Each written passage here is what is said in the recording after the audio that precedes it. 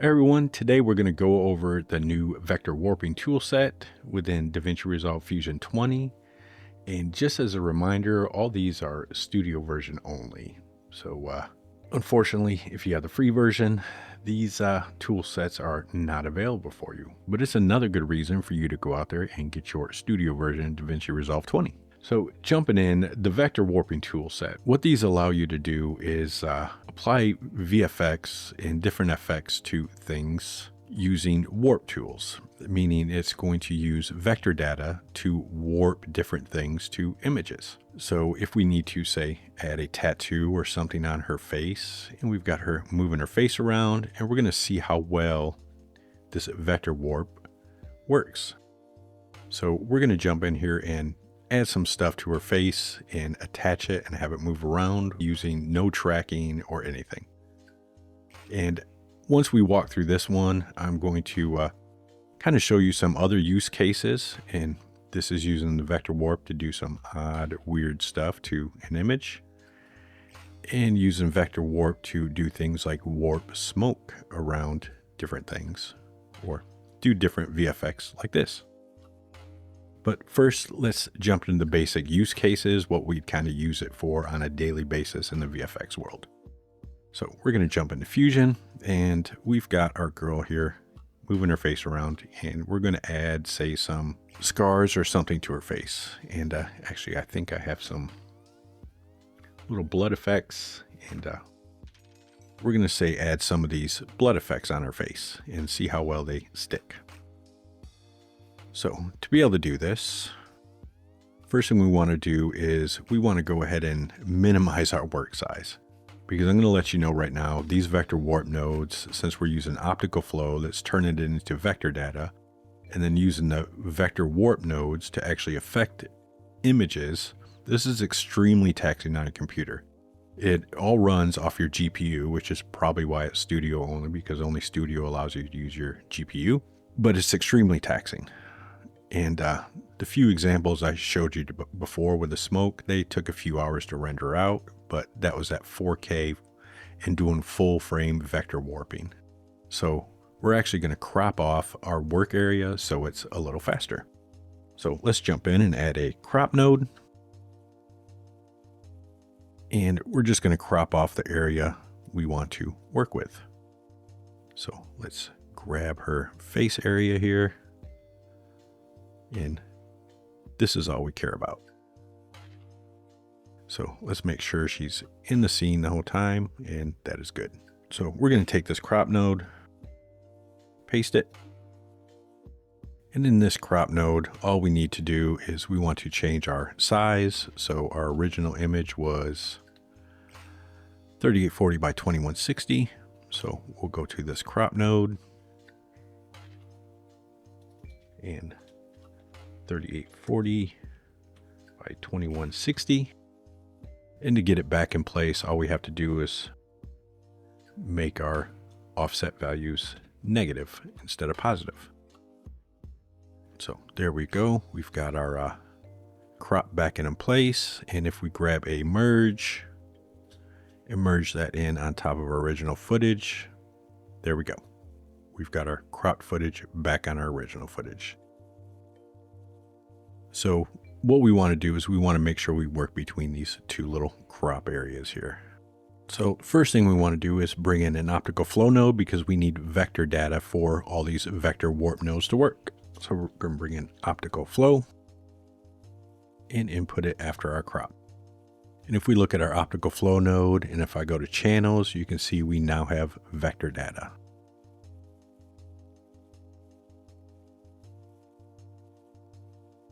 After our optical flow node, I'm going to bring in a vector warp.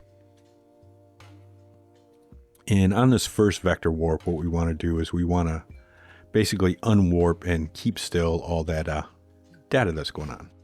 So I'm going to select unwarp, and I'm going to make sure I set my frame at 0. And if I wanted a different frame, actually, I do want a different frame. Find a frame where her face is normal. So right there. And let's set that as our reference frame. And what this reference frame is going to do is it's saying, hey, this is your still reference frame, and let's model all the textures in the movement based off this frame. So now we've got our reference frame. I'm going to copy this, paste it, and let's give us a little room. And I'm going to bring in this new vector warp. And on this vector warp, instead of unwarp, I want to use generate warp plus map, because we're going to add our images on top to be warped on her face. So I want to bring in a few images. I want to bring one over on this side of her face and one on this side so we can see how well this is working. So I'm going to bring in a merge node, and let's go ahead and get our first one in there.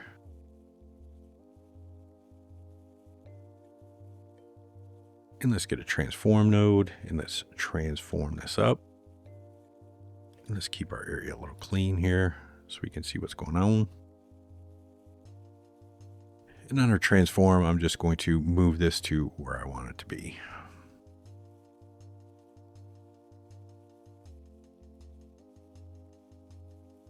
So let's bring this one on this side of her face.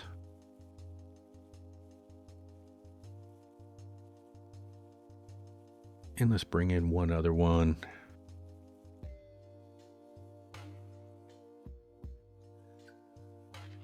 Get a transform.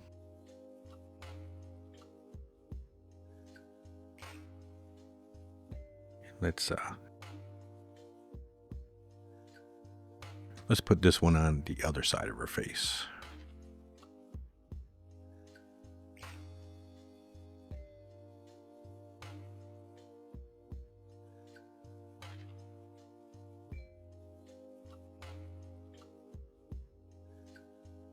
And that's good. That'll work for our purposes.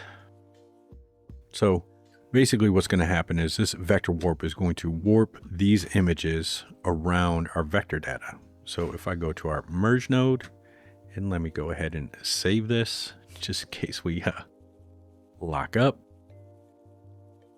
If I go back to the first frame and already see I did something wrong. If you look, we can see our background image being warped. So if we go to our warp node and uncheck merge warp over background, it'll get rid of that. So now if we push play,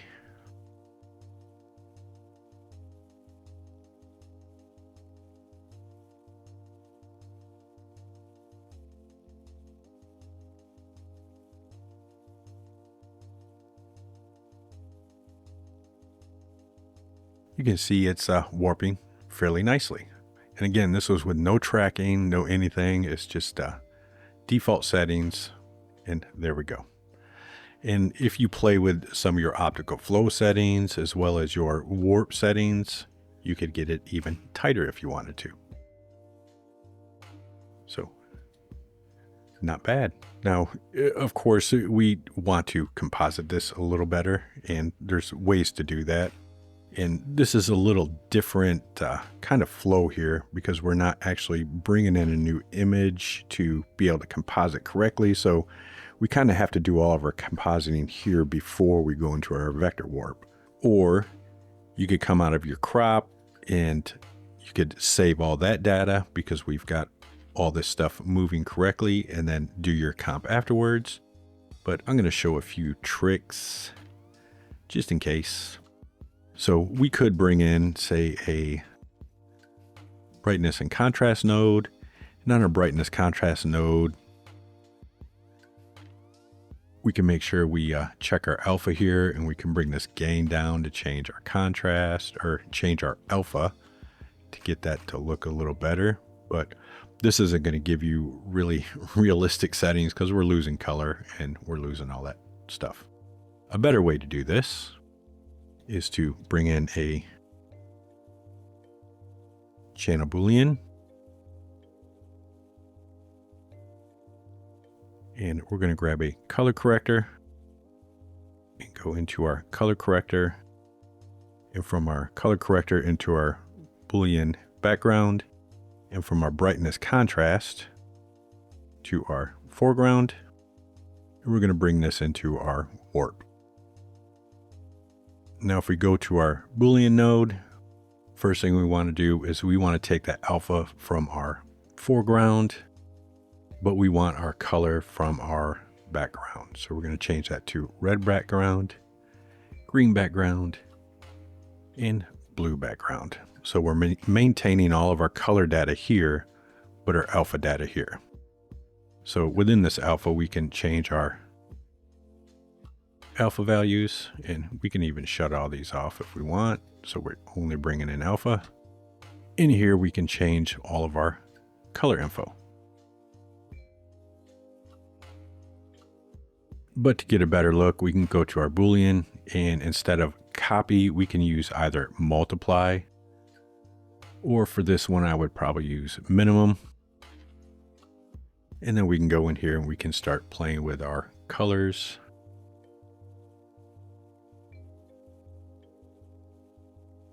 To get a little better look.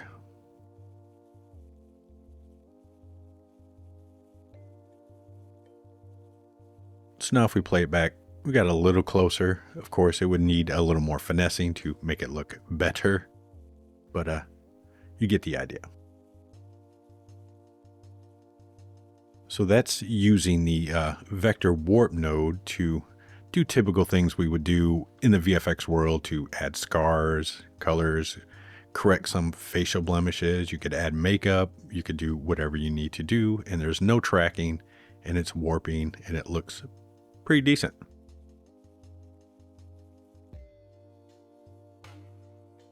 Now for these other examples, I'm not necessarily going to walk through them, but I'll kind of show you what I did because one, they're a hot mess, and two, they're extremely taxing on your computer, so I'm not even going to attempt to reconnect any of these optical flow or vector warp nodes.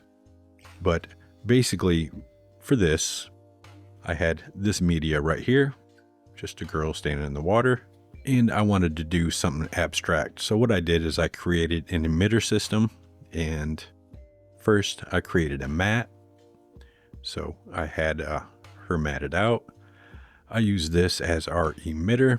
So if I connect that up to our little render node here, you can see we've got particles emitting from our girl in the water there. And that's what I use to create this. And again, I just threw a vector warp on it and warped the entire thing around the particles of the original image, our original media. And then I just took our save node, which took 2.5 hours to render out, just so you know, because this was a 4K image and everything was warped, and just merged everything together and made it look weird. But just to show you, this is some of the other things you can do with a vector warp, combining particles and different things to create different looks. And then our example over here, all I did is I had this original media of our dancer here, and then I had this media of just stock footage smoke, but I wanted this smoke to be affected by our dancer. So I used our dancer, well, created a bitmap out of our dancer here. So just some of her was being affected, and then fed that into our vector warp. And with our vector warp, I plugged the smoke into our map. So now she's affecting that smoke. And again, if you take time to smooth out and get your settings on your optical flow, your vector warp and all that stuff, you could get probably better and more realistic results. But just for a plug it in and go, this was a pretty decent result. So that's using the vector warp node to do different things with your footage, using optical flow and vector data and your vector warp node. So I will be doing some in-depth tutorials and breakdowns of all these nodes. So be sure to like, subscribe, and I will see you in the next node breakdown.